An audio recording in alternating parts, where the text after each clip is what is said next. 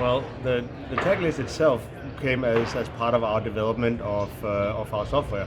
So we had to do this already for all the different turbine types and all that. In order for us to report across the whole fleet of it, we had to develop a tag list. And the only thing that made sense was to do it based on the IEC standard. It was already there, but nobody had taken the time and the effort in putting all the tags together and making sure that that it all kind of fit into one uniform format. And all the manufacturers have been doing their own thing with their own type of convention or ways of naming the tags on the turbine, and thereby given us the task of rectifying and making sure that we could streamline it into one big data set, and that ended up being the global data tag list.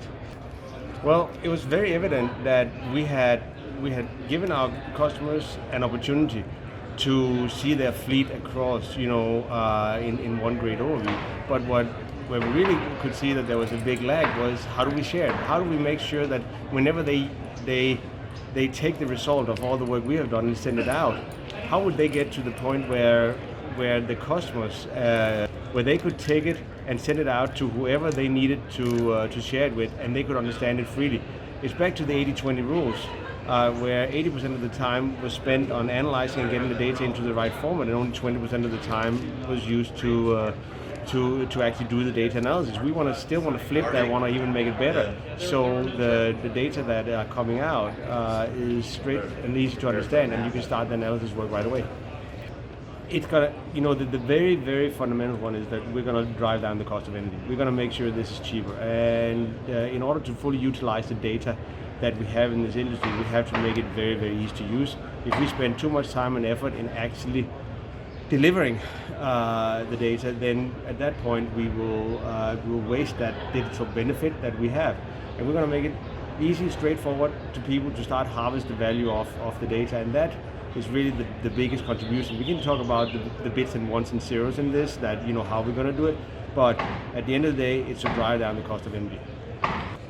We saw an opportunity to bring all of the owner-operators together to solve the data standardization problem, and we're just thrilled by the interest so far by the operators in creating the first open source platform for integrating and unifying data. We think that the contribution of an open source platform to this space will help owner-operators implement existing open standards like the ones that SCADA International is bringing. It was actually very, very easy. We already kind of made the assumption that we needed, or decision, to share our data model.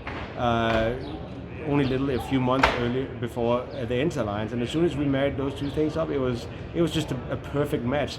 We had an industry interest from some of the leading owners operators to do this, and at the same time, we had already made the decision to go and share this. So it was very, very quick, and we're only a few months into it, and we're still really, really excited about where this is going to end. And we know that we are on a really interesting trajectory, and over the next few months, there's going to be a lot of news and exciting, things that's going to happen. Well, we didn't want to reinvent the wheel. What we wanted to do is find the best existing proprietary standards and bring them into an open space that was available to all participants in the market under a free license. SCADA generously offered to contribute its tag menu standard, and this is going to allow it to become what I think of as an open standard, or a way of providing all owner-operators with a common, consistent foundation upon which to standardize their data, enabling the next generation of machine learning and advanced analytics. We think it's bringing standards into readily deployable packages, providing data structures, software, and tools to make it easy to adopt great standards like the ones pushed by SCADA International and IEC standards. Well, back to the 80-20 rule, that we're really going to make it easy for people to understand and not misunderstand the data that they're getting from the data source. I want to make sure this is only the beginning of that whole data set, where we're going to make it easy to combine also other sources of information like service data, spare parts, stuff like that needs to go through the same process that we had gone through with this. and hence why we are very much focusing on this being a first step in the ENTR Alliance and not being kind of the end station, but it lays a solid foundation to start from. Well, there's still going to be new turbine types, new data, that comes from those turbines. So we will still be adding and contributing to that data model. But also, I think as important, we're going to start, harvesting some of the benefit from some of the other members that are maybe adding other data sources and stuff like that we can start harvesting off. So you will see us as a very active part of the ENTR Alliance together with the owner operators. And we see that once an open source foundation has been provided under a free license, we see that as the starting point for the next generation of data standardization. We're thrilled with the support that we're receiving from AWIDA and other standards making organizations around the world. We're going to make a difference, I believe, this year as a result of deploying tools and data structures and packages at one of the leading owner operators. It's going to provide a reference architecture that will help the rest of the industry see what's possible.